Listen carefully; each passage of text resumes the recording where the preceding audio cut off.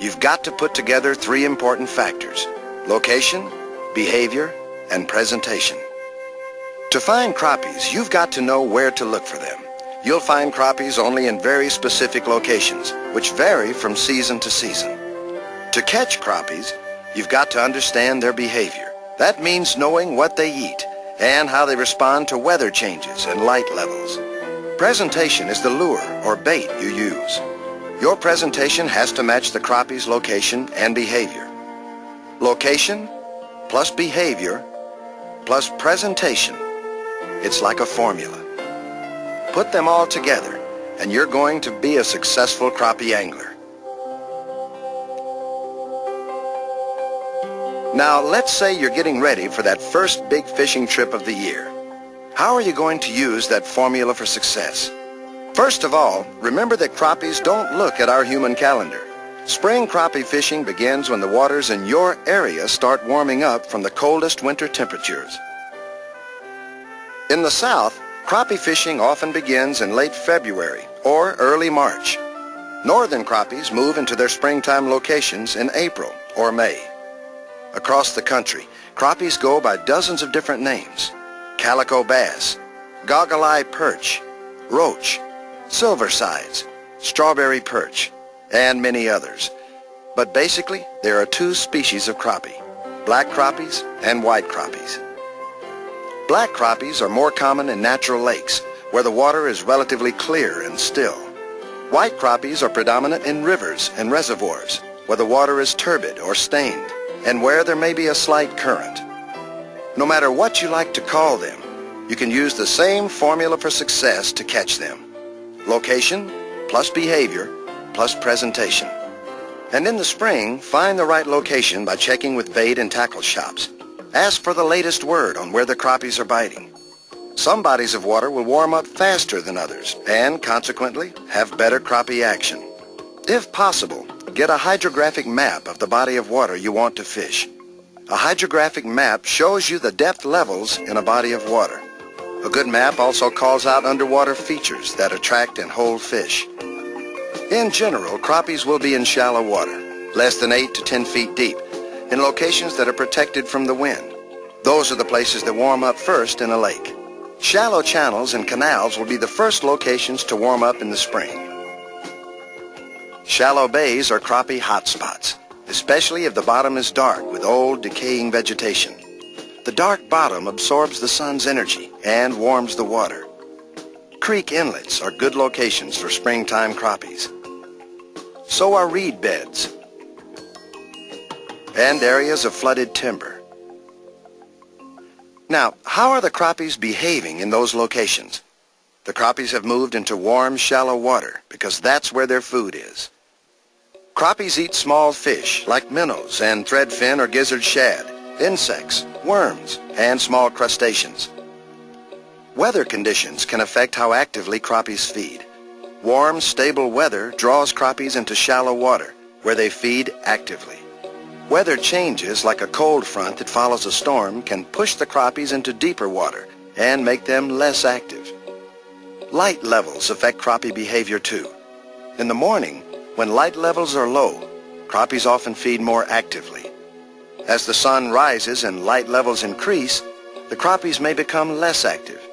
In the afternoon and evening, when light levels are lower, crappie activity often picks up again. One of the nice things about crappie fishing is that you don't need a lot of equipment. For example, you can catch crappies from shore, especially in the spring. But with a boat and motor, you can get into a lot of good spots you simply can't reach from the shore.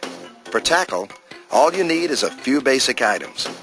Many anglers like to use a lightweight spin cast rod. A spinning rod and reel is another good choice for crappie fishing. Pick a rod that matches the locations you fish. A shorter 5 to 5.5 foot rod is good for casting in and around cover. A longer 6 to 6.5 foot rod is good for casting a light lure longer distances. You can use longer rods, 10 to 14 feet long, to dip your lure in and around cover. When fishing in clear water, use 2 to 4 pound test lines so the crappies have a harder time seeing your line. In dark, stained water, you can use heavier 6 to 8 pound test line. Heavier line will often let you pull your lure out of brush and snags. You should use as thin and lightweight a line as possible. A thin, flexible line gives your lure a more natural, lifelike action in the water. Jigs are one of the most commonly used lures for crappies. You should have an assortment of jigs in different colors, such as pink, white, yellow, blue, and black. The jig should be in a range of sizes, from 1/8 ounce down to 1/64 ounce, with most of them in the 1/16 and 1/32 ounce sizes. Have a variety of styles, jigs with plastic bodies, tails of marabou, which is a kind of feather, jigs with spinners, even plain jigs you can tip with a minnow. Many other lures will catch crappies too, including spinners and small sinking crankbaits. In some cases you'll want to use live bait, so get a variety of hooks, split shot sinkers, small bobbers, and a minnow bucket. When you head out in hot pursuit of those crappies, remember that each passenger in the boat must have a life jacket. Wear your life jacket, especially when running the boat from one location to another. When you get to a good spot, don't go blasting in at full speed. Too much noise can spook the crappies and make them hard to catch. Just drift in, or use your electric trolling motor.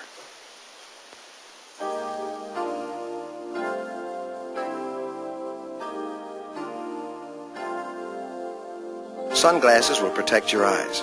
Polarized sunglasses will also reduce glare off the water's surface and help you see objects below the surface, like weeds, brush, and logs. Those objects might attract and hold crappies. When you're fishing for crappies, each angler should be using a different kind of lure. Give the crappies a choice and let them tell you what they want to bite. A small jig, 1/16 or 1/32 ounce, is a good presentation to begin with. Pink and white or yellow are good colors. Use an improved clinch knot to tie on your jig. Here's how to tie an improved clinch knot. Thread a few inches of line through the hook eye. Twist the hook 5 turns. Thread the end of the line through the loop next to the hook eye. Don't put the line through the hook eye. Pull the end of the line back through the second loop you just made. Pull firmly but smoothly on the line to snug up the knot. An improved clinch knot is one of the best knots for tying on jigs, lures, or plain hooks. Before pulling the knot tight, you should wet the line. That reduces friction and prevents the knot from weakening. You can fish for crappies without a bobber or cork, but a bobber will help you match the behavior of the fish. If your bobber has a spring-loaded clip, here's a good way to put it on. Make a loop in your line where you want the bobber, 2 to 3 feet above your lure. Put the clip over the looped line. Then pull the loop over the bobber and pull the line tight. This keeps the bobber from moving down the line when you cast. Remember, in most springtime conditions, crappies rarely chase after fast-moving lures. The bobber keeps your lure or bait suspended right at the feeding level of the fish. You may need to move the bobber up or down, depending on how deep the water is and at what depth the crappies are feeding. When you cast, pick a target. Put your jig where the crappies are, close to objects in the water, like those reeds. If there are any crappies in the location, you'll soon find out.